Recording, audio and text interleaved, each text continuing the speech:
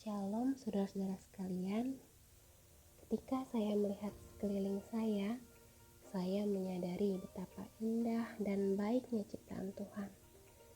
Dan betapa semua itu membantu saya memahami kasih dan kebaikannya dalam hidup saya. Saya mau sharing sesuatu. Di rumah kami memelihara beberapa ekor kura-kura. Setiap pagi saat kami bangun, mereka datang menghampiri kami, naik ke atas telapak kaki, mengikuti kami kemanapun, hingga kadang hampir terinjak. Lalu saya berpikir, bagaimana kita terhadap Tuhan?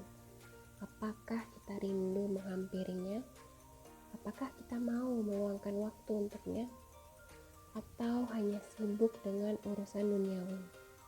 Tuhan pasti senang ketika kita datang secara pribadi untuk berdoa, mengungkapkan rasa syukur dan kasih kita padanya. Mazmur 95 ayat 2.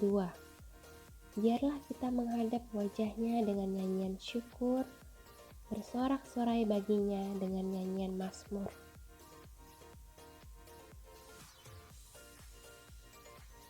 Kami sangat memperhatikan kesehatan kura-kura kami. Jadi variasi makanan diberikan supaya gizinya seimbang. Ada sayur, pellets, lalu makanan berprotein. Namun sayang, mereka kurang semangat makan sayuran. Padahal itu baik buat mereka. Begitu juga dengan kita. Seringkali kita protes, merasa tidak puas jika keinginan kita belum terpenuhi.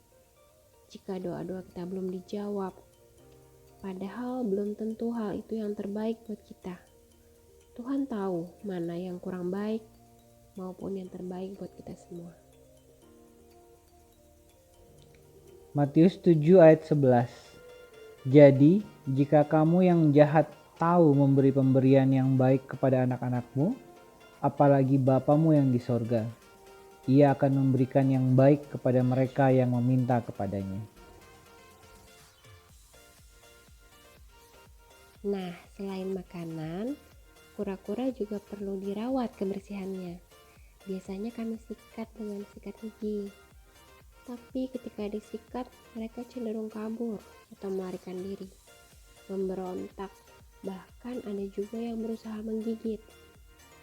Lagi-lagi saya diingatkan bahwa sebagai anak Tuhan, berapa seringkah kita memberontak dan menolak proses pembersihan ini? Padahal Tuhan mau kita murni, bersih dari dosa, seperti sakit hati, kekecewaan, dan lain sebagainya. Daniel 12 ayat 10. Banyak orang akan disucikan dan dimurnikan dan diuji, tetapi orang-orang fasik akan berlaku fasik. Tidak seorang pun dari orang fasik itu akan memahaminya, tetapi orang-orang bijaksana akan memahaminya. Ada lagi sifat kura-kura yang mungkin semua tahu, yaitu mereka senang bersembunyi, apalagi di tempat gelap. Setiap ada kesempatan, mereka akan kabur dan bersembunyi, sehingga kami kadang sulit mencarinya. Bahkan pernah beberapa kali mereka hilang selama beberapa hari. Bagaimana dengan kita? Seringkali setiap kita merasa gagal atau saat kita jatuh dalam dosa, kita malah bersembunyi, merasa tidak layak untuk datang kepada Tuhan. Padahal Tuhan selalu menunggu. Apakah kita sedang mengalami kegagalan? Apakah kita melakukan hal-hal yang tidak berkenan? Jangan bersembunyi. Hampiri Tuhan, minta ampun dan mintalah kekuatan darinya. Setiap kegagalan adalah bagian dari proses kita. Kita harus bangkit lagi dan mengandalkan kekuatan Tuhan.